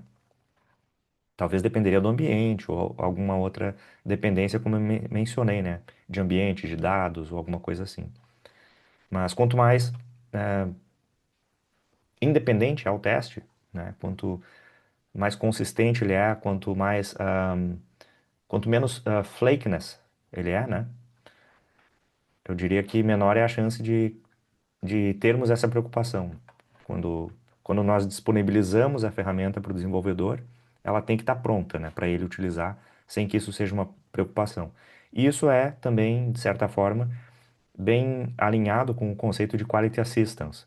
Porque Quality Assurance, eu posso criar meu projeto de automação para garantir a qualidade daquele produto. O desenvolvedor vai desenvolver como ele tem que desenvolver, o fluxo de desenvolvimento vai continuar rolando e vai chegar um momento em que eu vou executar esses testes de acordo com o previsto dentro do fluxo e o teste vai quebrar e aí vai ser ah, cadastrado um bug, o desenvolvedor vai corrigir, depois naquela pipeline vai rodar de novo a correção, enfim. Agora, se eu estou falando sobre entregar para ele uma ferramenta que ele possa utilizar antes, a qualquer momento, não é mais uma questão de quality assurance, é uma questão de quality assistance, né? Estou oferecendo para ele uma ferramenta, estou dando assistência para o time para que o time consiga ter maior qualidade nas suas entregas, né? Outra pergunta, João? Então, eu não sei se eu expliquei, né, o que eu, de forma mais compreensível, né, qual que era a minha dúvida. Por exemplo, o teste ser comprometido, não, o resultado do teste ser comprometido pelo, pela forma errada que o dev usou o script, né, que ele tentou executar. Não sei se isso é possível, né, e se teria um passo a passo sobre a execução do script para evitar isso. Não Uhum. sei se existe isso. Tá. Essa é a minha dúvida. Todo projeto ele deve ter, todo projeto de código, né? Vamos pensar assim, em código, repositório, etc. Todo projeto ele deve ter um arquivo de markup language, né? Que é um arquivo de README, né? Geralmente o arquivo não é renomeado, geralmente praticamente todos os repositórios vão manter esse nome, né? README.md, que é um arquivo, o arquivo principal na raiz do repositório, que explica o que que é aquele projeto, o que que é aquele repositório, que tipo de código tem, e tem instruções de setup e usage, né? Que é a configuração e utilização. Então, se essa documentação foi bem feita, e o desenvolvedor está seguindo corretamente, ele vai fazer o setup, a instalação daquele projeto de automação na máquina dele e vai conseguir executar os testes da forma correta. Se ele não seguir os passos corretamente, não vai rodar. Então, não significa que o teste falhou, significa que não rodou a automação na máquina dele. É como se ele não tivesse instalado direito, então não está conseguindo utilizar de forma correta. Agora, se ele instalou da forma correta, se ele executou o comando adequado para a execução dos testes, o teste vai rodar independente do que ele poderia ter feito de errado, né? Porque, nesse caso, a única preocupação que eu teria seria com relação a dados de teste, caso ele tenha que fornecer os dados de teste. Mas aí é aquilo que eu mencionei antes, o teste ele deveria ser o mais independente possível. Se ele depende de dados externos que vão ser fornecidos por alguém, aí eu não tenho como garantir que o teste vai passar, né? Então, os dados que sejam produzidos durante a execução do teste, um exemplo que eu dei de uma biblioteca Java que é chamada Faker, né? Ela gera dados de teste durante a execução do teste. E aí eu posso confiar um pouco mais nela, porque a chance de que ela forneça dados inconsistentes ou dados que não sirvam para o meu teste é menor, né? Porque eu já conheço a especificação da biblioteca, eu sei mais ou menos qual é o padrão de dados que ela vai gerar, e eu tenho alguns parâmetros que eu posso fornecer dizendo de que tipo de dados eu estou precisando, e aí a ferramenta vai fornecer dados mais adequados. Outra preocupação que eu talvez teria seria com relação à configuração do ambiente, né? Digamos que eu precise de uma variável de ambiente criada pelo usuário, né? Pelo desenvolvedor, nesse caso, que vai utilizar o, o framework de automação. Bom, se ele não configurou corretamente, eu vou ter algum erro na execução. Não erro de teste, não falha de teste, mas erro na execução mesmo. Bom, Felipe, tem outra pergunta, Felipe? Oi, era até para complementar a pergunta do. Esqueci o nome do rapaz que perguntou. João? Se, por exemplo, do João, se, por exemplo, script, até que na empresa onde eu trabalho eu já vi. Acredito que isso seja um problema, né? A equipe de produtos não conversa muito bem com a equipe de infra, né? Às vezes a equipe de infra faz alteração que causa um problema lá no produto, né? E não necessariamente é um problema assim de produto, sabe? E acho que a pergunta dele era mais nesse sentido, que é uma dúvida que eu tenho também. Como que, até se puder estender a pergunta, como que é o papel do QA, assim, com a empresa, com o pessoal de infra, né, quando é meio que separado assim, e que no caso acho que da dúvida dele era como que eu consigo identificar um problema de produto mesmo, ou pode ser, sei lá, um problema de infra e tal. Se a funcionalidade tem requisitos, né? Ela está descrita de uma forma, tem requisitos, e esses requisitos eles vão ser avaliados, né?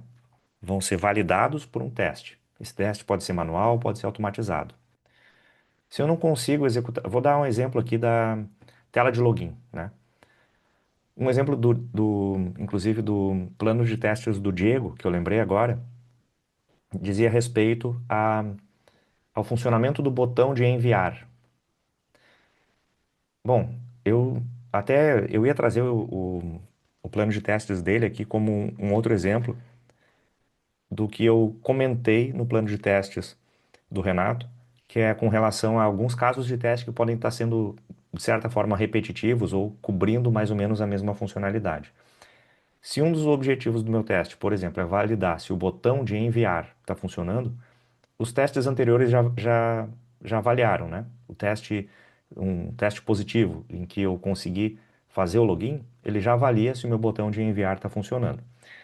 Mas aí, se eu tenho características específicas daquele botão, por exemplo, o botão só vai ficar disponível quando os campos estiverem preenchidos e validados.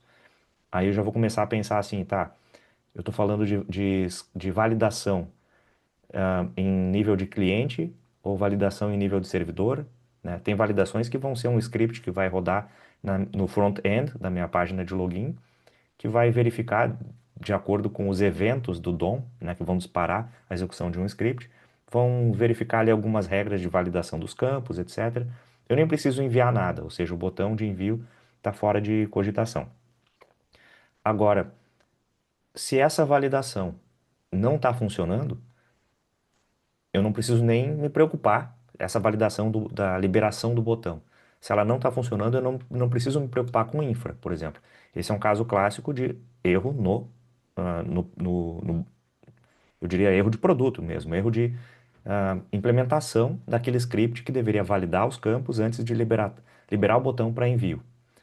Por quê? Não depende do servidor. Eu não preciso estar com o meu back-end funcionando. Se o meu front-end não está conseguindo validar algumas regras antes de liberar um botão em camada de cliente, né, eu não estou enviando nada para o servidor ainda, eu já sei que existe um erro ali em produto. Agora, se a tela está funcionando, está tudo bonito, o botão foi liberado, as validações estão todas funcionando, e aí eu tento enviar. Se acontece um erro no envio, eu posso verificar, inspecionar, né, a aba de network do meu navegador, verificar ali qual foi o erro. De repente ele vai me retornar lá um 404. Quer dizer que o meu endpoint nem existe, né? Um recurso não existe no back-end, na minha API, por exemplo.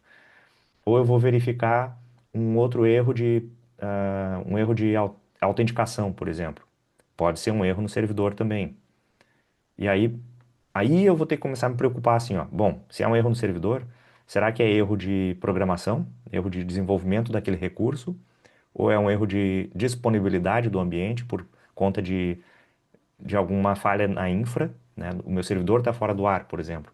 Então aquela funcionalidade está indisponível. De repente ela nem está funcionando errado, ela só está indisponível. Talvez a funcionalidade esteja correta no back-end também, mas está fora do ar, porque o servidor caiu, por exemplo. Então vai depender de uma avaliação. Essa separação de responsabilidades, né? Se chama isso SOD, Segregation of Duties, que seria a separação de responsabilidades, a tradução. É algo que precisa ser definido no time de desenvolvimento, né? Quando acontece determinado tipo de problema, para quem que isso deve ser repassado, né? Para quem que isso deve ser delegado ou atribuído. Então, eu não sei se isso responde ou aborda de forma correta aí o questionamento que tu trouxe, Felipe. Mas também tem isso, né? Uma pergunta pode me, a tradução se usa muito gatilho agora, né? A expressão gatilho, mas em inglês é isso, né? Pode, não é gatilhar, que em inglês é gatilhar, é disparar. Pode disparar uma lembrança de uma referência, de um projeto, de um cenário, uma situação em que isso possa se explicar dessa forma, mas talvez a tua dúvida seja mais específica e eu não sei se eu consegui contemplar ela da forma correta. Não, eu consegui entender, sim, que existem diversas formas, assim, de validar, né? Até para facilitar a Uhum, análise, né? De chegar, pô, isso aqui chegou até aqui, então provavelmente está funcionando, deixa eu ver se está, consultar um time, ver se está alguma disponibilidade, por exemplo, né? Consegui entender, sim. uhum. Mas se a gente fosse focar essa pergunta mais assim, ó, quando acontece um erro, quando é que eu sei se esse erro é no teste ou no produto? Bom, se o erro é no teste, esse teste vai passar ou falhar sem que eu mexa em nada, né? A mesma versão da aplicação está no mesmo servidor, com as mesmas condições, nada mudou. É sempre bom também a gente fazer esse tipo de análise mexendo só em uma variável por vez, né? Então, se nada mudou, mas o meu teste uma hora passa, na outra hora ele falha, então o meu teste não é bom, né? Ele é instável, ele é flaky, né? Se esse teste sempre passa e agora ele parou de passar, bom, alguma outra variável então está afetando o funcionamento desse teste. Daí eu vou ter que identificar qual é o erro que está acontecendo. E o exemplo que eu dei, né, de um 404. Bom, alguém tirou um endpoint que estava lá, ou nem publicou aquele endpoint, não está pronto ainda. Ou se é um erro de autenticação, talvez um certificado de segurança tenha expirado, né, ou alguma coisa nesse sentido. Então a gente tem que entender o erro para saber apontar a direção, né, para a correção. Bom, eu estava falando dos desafios aqui, né, sobre o investimento inicial como um desafio que a gente pode tentar sanar. Curva de aprendizado. Se o time precisa dominar essas ferramentas mais rapidamente, não tem muito tempo, o time é mais júnior, talvez isso também me aponte alguns caminhos aí, algumas soluções, né, ou pelo menos a gente tem no mercado aí algumas tendências, né, sobre como abordar ou como tratar esses problemas de curva de aprendizado, como, por exemplo, adotando uma ferramenta mais simples, né, como Cypress, por exemplo. Manutenção dos scripts. Eu acho que esse exemplo que tu trouxe agora, Felipe, também responde o desafio aqui da manutenção dos scripts, né? Se cada vez que a minha aplicação tá sendo alterada, os meus scripts param de funcionar e eu preciso ir lá corrigir, preciso atualizar, adaptar, melhorar, esse é um desafio que talvez me desperte aí uma necessidade para sanar esse desafio, que é encontrar uma ferramenta melhor, encontrar um design pattern melhor, encontrar uma arquitetura para o meu projeto de teste automatizado melhor, né? E por fim, esse lembrete, né, não vai substituir os testes manuais. Eu diria que primeiro a gente tem que testar manualmente, validou, agora pense em automatizar, né? Então não substitui.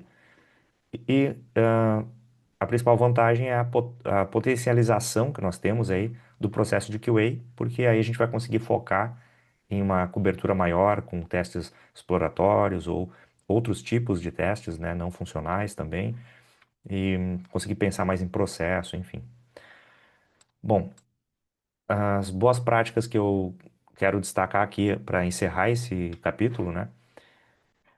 Porque como nós vimos antes ali alguns desafios, para conseguir superar alguns desses desafios, a gente precisa lançar a mão, né? Ou fazer uso, né, de algumas dessas boas práticas, ou de algumas, eu diria assim que soluções já bem consagradas aí no mercado, né? Por exemplo, quando a gente está falando sobre esse primeiro item aqui, ó, automatize testes repetitivos e de regressão. Se eu estou pensando em trazer a automação de testes como uma solução para alguma coisa, preferencialmente que seja voltada para isso. Eu não vou tentar resolver outros problemas antes, né? Desses que são os mais básicos, os mais acessíveis, né? As low-hanging fruits, né? Que são aquelas frutas que estão mais ao alcance, né? Low-hanging fruits, traduzindo, é a fruta que está pendurada mais embaixo na árvore. Então a gente começa colhendo essas, que estão mais acessíveis, né? Depois a gente vai procurar uma escada para colher as frutas que estão mais em cima na árvore, né? Evitar a automação de testes altamente voláteis. Aí a gente falou sobre testes que, se a pessoa trocou o dado de teste, já quebrou. Ou se mudou qualquer outra característica no ambiente, quebrou o teste. Então, esses testes que são muito delicados, né, muito sensíveis, talvez seja melhor continuar executando eles de forma manual, para ter maior controle. Scripts reutilizáveis e modulares. Aí a gente está falando aí sobre orientação a objeto, design patterns, né? Conseguir escrever menos código que possa ser mais útil, né? Aquele mesmo script que eu escrevo para executar um determinado passo, e aquele passo é comum para muitos casos de teste, então eu não vou escrever ele em todos os casos de teste, repetindo o mesmo passo. Eu escrevo ele uma vez só e reutilizo ele para outros casos de teste. Documentação. Eu falei do README, mas eu iria além da configuração e utilização do projeto de automação. Comentário em código é interessante? É, mas aí a gente vai entrar num campo polêmico aí, que é o seguinte: desenvolvedor um pouco mais raiz diz o seguinte, que código bem escrito não precisa de comentário. E quem precisa de comentário não sabe ler código, né? Então tem umas polêmicas aí, tem um pessoal um pouco mais xiita, né, vamos dizer assim, que tem essa visão um pouco mais crítica. Se um código foi escrito de uma forma adequada, sem muita gambiarra, se é uma tecnologia mais acessível, que todos os membros do time, membros técnicos do time, né, conseguem ler aquele código e entender, eu não preciso de comentários. Talvez eu precise, então, para casos mais complexos, de alguns comentários no código, para conseguir entender o que foi implementado ali, explicando cada passo do meu código. Isso já seria, então, o segundo nível, eu diria. Então, o primeiro nível de documentação é o próprio código. Segundo nível, comentários no código. Terceiro nível, criar uma documentação falando sobre o projeto. Então, já saindo de dentro de um arquivo do meu projeto, saindo de dentro do meu código, documentação, que pode ser um README, pode ser um diagrama, pode ser uma série de documentações aí de projeto, de arquitetura, que forneçam um entendimento sobre como aquele projeto de automação está funcionando, para que outras pessoas consigam utilizar ele sem que isso se torne um Frankenstein, né?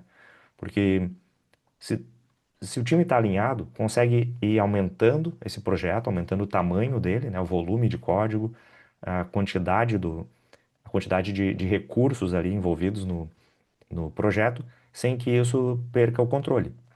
Mas para isso é necessário ou documentação ou uma boa gestão do conhecimento, sejam workshops, palestras, treinamento, né?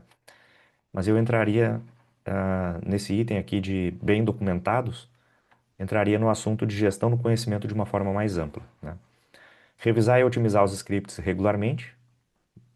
Revisão não é só para aprovar cada script que é feito, né? Mas de tempos em tempos é interessante fazer uma análise desse código, verificar o que pode ser reduzido, o que pode ser mais enxuto, o que pode ser otimizado, paralelizado, né? Execução paralela para reduzir tempo de execução, porque conforme a gente vai aumentando a cobertura, se numa sprint eu implemento uma quantidade X de testes automatizados. Depois de um ano eu vou ter uma quantidade muito grande. Então, eventualmente, aquele projeto que rodava em poucos minutos, agora leva horas para rodar. Então, talvez seja o momento de revisar e otimizar, né? E integrar a automação dos testes à pipeline de CI/CD para um feedback contínuo. Então, eu não preciso depender de alguém liberar algo, fazer deploy, para que eu consiga executar os meus testes automatizados. Eles têm que estar disponíveis numa pipeline, num job na pipeline, para rodar sempre que tiver uma versão nova do código, para que seja feito um deploy, para que seja instanciado um container, né, eu vou orquestrar então ambientes containerizados para fazer deploy daquela aplicação, para utilização do meu projeto, enfim. E planejamento, né? Tinha um personagem, deixa eu lembrar quem era. Era um personagem do futebol que falava muito sobre planejamento, não lembro agora quem era, mas era um meme. Então, a automação bem planejada reduz o retrabalho e melhora a qualidade do software de forma sustentável. Eu gosto sempre de utilizar o termo sustentável. Não é porque eu, em algum momento da minha vida, tive uma inclinação para a área de sustentabilidade ambiental. Cheguei a cursar 5 semestres de gestão de bioprocessos e biotecnologia, que era voltado para a área de gestão ambiental. Mas a palavra sustentabilidade, para mim, ela tem um significado que é muito mais amplo do que meio ambiente, né? Sustentabilidade ambiental. E aqui eu estou falando de qualidade de software, projeto de automação, né, sustentável, que a gente consiga dar manutenção, que a gente consiga aumentar, que ele consiga continuar em pé, continuar rodando sem quebrar, e eu consiga fazer o onboarding de novos colegas e eles consigam assumir esse projeto, né, ter propriedade sobre o projeto, ter autonomia. E mais do que isso, eu diria que do ponto de vista de carreira, né? Se eu começar a trabalhar com uma ferramenta e eu usei eu fiz um comentário e usei esse exemplo de que para quem só tem martelo, todo problema é prego. Essa era uma frase do meu avô. É uma frase comum, muito popular, mas eu lembro que a primeira vez que eu ouvi foi com meu avô. O que eu quero dizer com isso? Temos alguns casos aí no mercado de pessoas recomendando, aconselhando, né, ou sugerindo automação de testes de API utilizando Cypress. Ok, funciona, mas será que é a melhor ferramenta?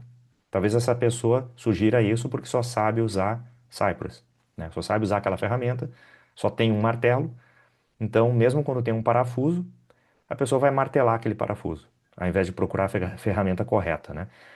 E aí quando eu penso sobre sustentabilidade, eu vejo isso também num escopo de carreira, né? Para a nossa carreira ser sustentável, a gente tem que estar antenado no que existe de tecnologia no mercado, tendências, entender as diferentes ferramentas e para que cada uma delas serve, né? E utilizar a ferramenta correta. Bom, esse era o capítulo 10 que nós encerramos agora.